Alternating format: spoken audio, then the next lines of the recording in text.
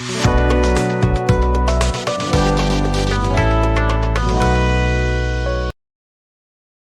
Friends, welcome back to my YouTube channel Affinity bull.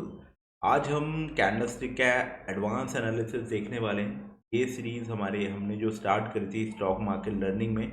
अब इसमें अभी तक हमारे सारे कैंडलस्टिक हो चुके हैं, बट अब हम कैंडलस्टिक का ना थोड़ा सा एडवांस वर्जन देखेंगे और ये देखेंगे कि जो भी कैंडलस्टिक होती हैं वो कहाँ कहाँ कौन कौन से फाइनेंशियल मार्केट में यूज़ आप कर सकते हो। चाहे आपका क्रिप्टो का मार्केट हो, फॉरेक्स का मार्केट हो, ये जो कैंडलस्टिक होती है हर जगह वैलिड रहती है। तो गाइस, अगर आप मेरे यूट्यूब चैनल पर नए हों तो मेक श्योर आप इस चैनल को ज़रूर सब्सक्राइब कर लें और आप इस वीडियो को ज़रूर लाइक करें और साथ ही साथ आप बेल आइकन को ज़रूर प्रेस करें ताकि जब भी नया वीडियो आए उसका नोटिफिकेशन आपको टाइमली मिलते रहे। तो अब स्टार्ट करते हैं कि कैंडलस्टिक की कौन सी इंपॉर्टेंट बातें होती हैं जो हमें एज अ ट्रेडर हमें याद रखनी चाहिए during the trading. Advance analysis से हम पहले स्टार्ट कर लेते हैं कि कैंडलस्टिक का जो बेसिक बॉडी स्ट्रक्चर होता है या कैंडल कोई बनता कैसे है उसके बारे में एक ओवरव्यू ले लेते हैं। तो जैसा कि हम सबको पता है, ये कैंडल का बॉडी होता है। ये जो पार्ट होता है इसको हम बॉडी कहते हैं। इस जो ऊपर की तरफ ये आप एक तरह का पतला सा लाइन देखते हैं, इसको विग बोलते हैं या शैडो भी बोल सकते हैं, अपर विग। ठीक है, ये बॉटम की तरफ से आप लोअर विग कहते हैं। ये जो ग्रीन कैंडल है इसको हम बुलिश कैंडल कहेंगे और जो रेड कैंडल आपको दिख रहा है ये बेरिश कैंडल होता है आपका। इतना बात आपको अभी मैं प्रीवियस के सेशंस में ऑलरेडी बता चुका हूँ। अगर आपको नहीं पता है आप वो जाके चेक कर सकते हैं। अब देखो, कैंडलस्टिक बेसिकली जैसा हम सबको पता है कैंडलस्टिक में चार प्राइस होते हैं, open, high, low and close. लेकिन कभी कभी होता क्या है ना, कैंडलस्टिक अपने अंदर बायर्स और सेलर का जो इमोशन होता है मार्केट में, एक्चुअली मार्केट को मूव कौन करता है, बायर और सेलर करते हैं। तो उसी के अकॉर्डिंग मार्केट एक कैंडल प्रिंट करता है। जो भी अगर बाइंग की एक्टिविटी होगी ज़्यादा तो बायर के रिस्पेक्टिव में एक अच्छा खासा बुलिश कैंडल प्रिंट होगा, अगर सेलिंग होगा तो बेरिश कैंडल प्रिंट होगा। तो कैंडलस्टिक के अंदर चार प्राइस तो होते ही हैं, उसके साथ साथ मार्केट में किस तरह का मोमेंटम बना हुआ है वो भी कैंडलस्टिक बताता है। ठीक है, अब सवाल आता है कि how to visualize the path of price, कि एक पर्टिकुलर ट्रेडिंग सेशन में प्राइस कैसे फ्लक्चुएट करता है उसको देख लेते हैं। जैसे ये एक तरह का ग्रीन कैंडल है और हमने एग्जाम्पल के तौर पे बात करें, जैसे किसी का प्राइस किसी भी सेशन में, ठीक है, ओपन होता है 100 पे, वो लो जाता है 95, ठीक है, उसके बाद वो हाई लगाता है कितना 110, उसके बाद वो क्लोजिंग कितने पे दे देता है 105। तो आपने यहाँ पे क्या देख रहे हो, यहाँ पे आप ये देख रहे हो कि ओपनिंग 100 हुई थी और जैसे मार्केट क्लोज किया है तो उसकी क्लोजिंग 105 हुई है। यानी जब भी क्लोजिंग प्राइस आपके ओपनिंग प्राइस से बड़ा होता है आपका कैंडल ग्रीन प्रिंट होता है। ये बेसिक सा नॉलेज है कैंडल की फॉर्मेशन का। ठीक है, और जो हाई प्राइस और क्लोज प्राइस होता है इसके ये दिखाता है प्राइस का रिजेक्शन, और बॉटम की तरफ से जो 100 और 95 है ये दिखाता है प्राइस का एक्सेप्टेंस। यानी यहाँ पे क्या है, बायर ज़्यादा, मतलब बायर वेट कर रहे थे कि 95 तक आए तो वहाँ पे बाइंग एक्टिविटी ज़्यादा हुई है। ठीक है, सिमिलरली ये बेरिश कैंडल का फॉर्मेशन है कि एक रेड कैंडल कैसे प्रिंट होता है। अब यहाँ पे एग्जांपल के तौर पे अगर हम देखें, किसी किसी भी कमोडिटी, किसी भी सिक्योरिटी का प्राइस अगर 105 खुला है, वो पहले कहाँ जाता है 110, उसके बाद वो लो आ जाता है 95, उसके बाद वो क्लोजिंग कहाँ देता है 100। तो इस तरह से एक बेरिश कैंडल का ये प्राइस का पाथ ट्रैवल होता है कि मतलब वो ओपन होता है, फिर हाई जाता है, फिर लो आता है, फिर क्लोजिंग होती है। ठीक है, तो इस तरह से कैंडल का फॉर्मेशन होता है। अब डिटेल एनालिसिस जो कैंडल स्टिक की है, इसमें देखो ये चार बातें आपका जानना बहुत ज़रूरी है। अगर ये आप ये चार चीज़ें सीख गए ना, ठीक है, तो ये चार चीज़ें बहुत इंपॉर्टेंट होती है, जिसमें कि हम बात करें size of the candlestick body, length of the shadow wick, जो भी हमने बात करी जो बॉडी के ऊपर शैडो या विक बनता है उसका बड़ा इंपॉर्टेंट होता है। उसके बाद बॉडी टू शैडो रेशो, इसका क्या मतलब है कि बॉडी कितनी बड़ी है और शैडो कितना बड़ा बन रहा है। उसके बाद चौथा पॉइंट हो जाता है आपका position of the candlestick body, जो आपकी कैंडलस्टिक की बॉडी बन रही है ना वो विक के किस पोजीशन पे बन रही है।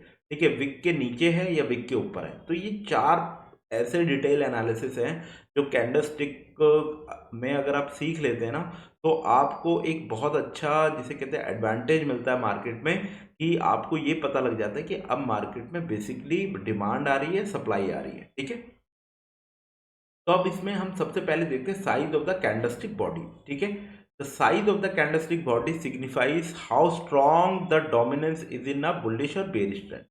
A long candlestick body indicate heavy trading in one direction and strong buying or selling pressure.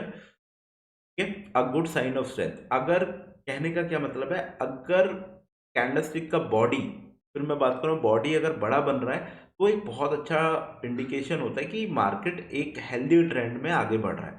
अगर उसका बॉडी शॉर्ट बनेगा ना तो वो वीकनेस दिखाता है मार्केट में, चाहे वो बाइंग की तरफ हो चाहे सेलिंग की तरफ से हो.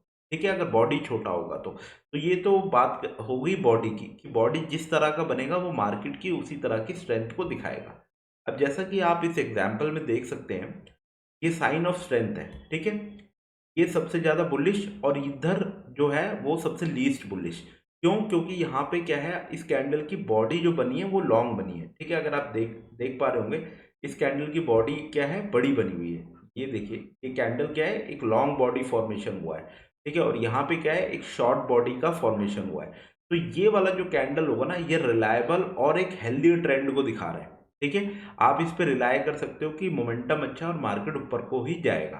ठीक है, तो इस तरह से बॉडी ऑफ द कैंडल देख के हम ये पहचानते हैं कि मार्केट में किस तरह का स्ट्रेंथ बना हुआ है. अगर हम बेरिश कैंडल की बात करें तो बेरिश कैंडल के साथ भी सेम एक थ्योरी अप्लाई होती है.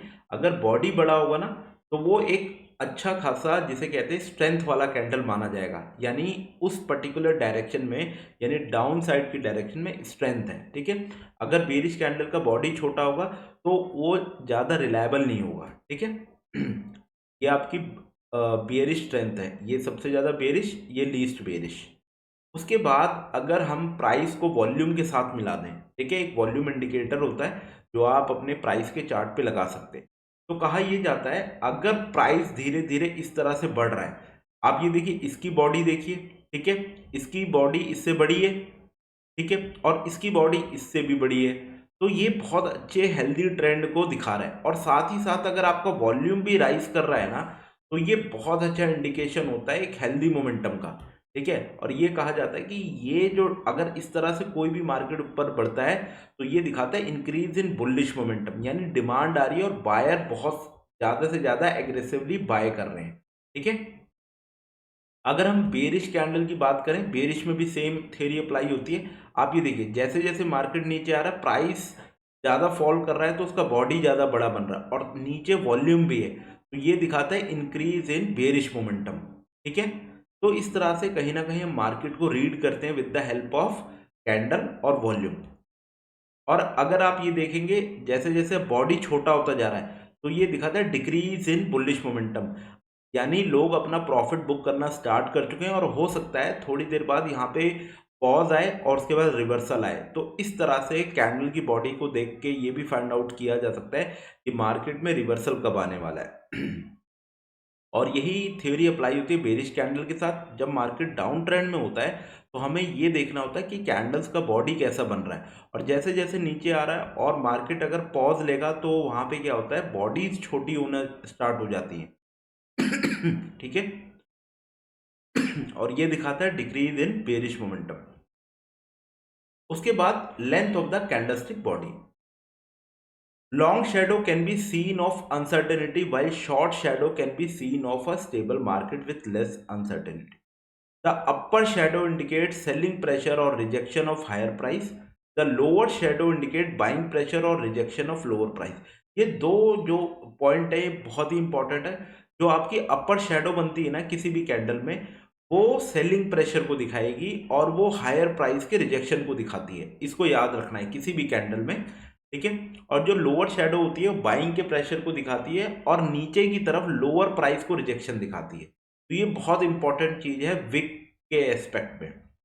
अब ये देखो, अभी हमने बात करी कि जिस तरह का लेंथ होगा ना आपका, ठीक है, अब ये देखो इसका लेंथ ज्यादा है यहाँ पे. ठीक है, ये जो बीच का कैंडल देख रहे हैं ये थोड़ा स्टेबल कैंडल है, क्योंकि यहाँ पे क्या है, विक्स आपकी छोटी स्मॉल विक्स बनी हुई है, लेकिन यहाँ इस कैंडल के साथ आपकी विक्स बड़ी हुई है. ठीक है, तो यानी ये देखो, पहले प्राइस हम बात करते हैं, प्राइस यहाँ पे ओपन हुआ, नीचे आया, ऊपर हाई गया और ये क्लोज किया. तो यानी ये अनसर्टेन कैंडल है. ठीक है, मार्केट को ये डिसाइड नहीं हो पा रहा कि उसको नीचे जाना है, ऊपर जाना है, कहाँ जाना है. और जो सबसे ज्यादा अनसर्टेन कैंडल होता है वो ये होता है. आप ये देखिए ओपनिंग कहाँ हुई थी, यहाँ पे प्राइस इतना शार्पली गिरा, फिर ऊपर गया, फिर यहाँ आके क्लोज किया। तो इस तरह का ना तो बायर का सेंटिमेंट क्लियर है ना सेलर का इसमें सेंटिमेंट क्लियर है कि मार्केट किस डायरेक्शन में जाना चाहता है। ठीक है, तो इस तरह से हम मार्केट कैंडल की विक्स को देख के ये फाइंड आउट कर सकते हैं कि मार्केट में किस तरफ का स्ट्रेंथ है, किस तरफ का स्ट्रेंथ नहीं है, कौन कब मार्केट एक अनसर्टेन मार्केट बन रहा है। सिमिलर थ्योरी आपकी अप्लाई होती है बेरिश कैंडल में। ये आपका अनसर्टेन कैंडल होता है, ये स्टेबल कैंडल और ये अनसर्टेन कैंडल। अब जैसा कि हमने बात करी थी, जो ऊपर की विक होती है ना, अभी केवल कलर कोड से मैटर नहीं होता है। अगर आप किसी भी कैंडल का एनालिसिस कर रहे हैं ना, तो उसका कलर मैटर नहीं करता, उसकी शेप और उसकी पोजीशन, ये दो ऐसी चीजें होती हैं जो मैटर करती हैं। ठीक है, ये हमें पता है, इसका जो कलर केवल ग्रीन आ रहा है जस्ट बिकॉज क्लोजिंग प्राइस बड़ा है ओपनिंग प्राइस से, इसीलिए किसी कैंडल का कलर ग्रीन आ रहा है।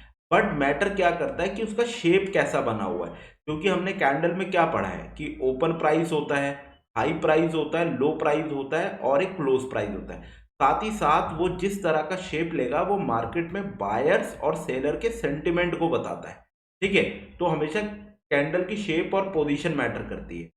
ठीक है, अभी ये जो आप कैंडल देख रहे हैं दोनों, अभी मैंने बुलिश कैंडल लिखा है, बट ये जो कैंडल बना हुआ है ये ऊपर की तरफ से सेलिंग प्रेशर दिखा रहा है, और ये वाला जो कैंडल है ये नीचे की तरफ से बाइंग प्रेशर दिखा रहा है। जब हम मार्केट में बुलिश होते हैं तो हम इस कैंडल पे काम करेंगे, ठीक है, जिसमें बाइंग प्रेशर हो, जिसमें डिमांड आ रही हो। और जब मार्केट फॉलिंग मार्केट होता है तो ऑब्वियस सी बात है हमें क्या करना है, सेल करना है। तो ये वाला जो कैंडल होता है जो सेलिंग प्रेशर दिखाता है, ठीक है, एक तरह का इन्वर्टेड हैमर है, हमें इसमें काम करना चाहिए। और ये वाला जो कैंडल है ये नीचे की तरफ से बाइंग प्रेशर दिखाता है। ठीक है, body to shadow ratio, candlestick body are significantly longer than shadow during a strong trend. जब भी कोई भी ट्रेंड स्ट्रांग होगा ना, तो उसमें क्या होता है, बॉडीज बड़ी होती है और विक्स आपकी छोटी होंगी। जब ट्रेंड वीक होने लगेगा ना, तो शेडोज जो होंगी ना वो बड़ी बनना स्टार्ट करेंगी और बॉडीज छोटी हो जाएंगी। ठीक है, in case of sideways movement और कंसोलिडेशन फेज और when the trend is about to reverse, candlestick have a long shadow and short bodies. ठीक है, इसको याद रखना है कि कभी भी साइडवेज होता है या कंसोलिडेशन फेज होगा, वहां पे आपकी शेडोज जो होती है ना वो बड़ी बनेंगी और बॉडीज शॉर्ट बनेंगी।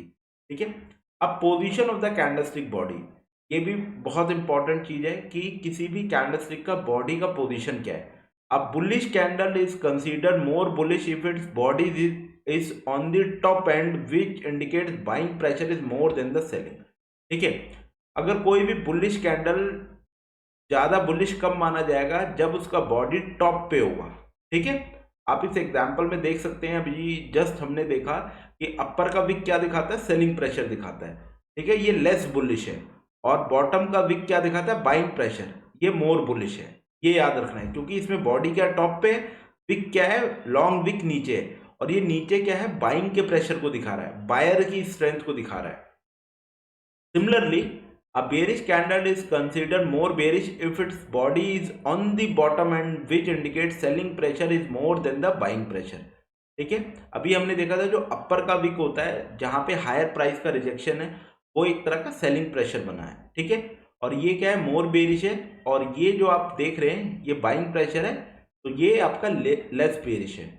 अब ये बात कर लेते हैं ऑर्डर ऑफ स्ट्रेंथ की। ठीक है, एक ये कैंडल अगर आप जानते हैं, ठीक है, तो आप कमेंट बॉक्स में लिख सकते हैं कि आपने ये कैंडल का ये क्या नाम है। ठीक है, मैं इसको एज अ होमवर्क आपको दे रहा हूं, अगर आप ये वीडियो देख रहे हैं तो आप कमेंट सेक्शन में ज़रूर मेंशन करें इस कैंडल का जिसमें कोई भी विक नहीं होती, उस कैंडल का क्या नाम होता है। ठीक है, या आप कमेंट बॉक्स में लिख के बता सकते हैं।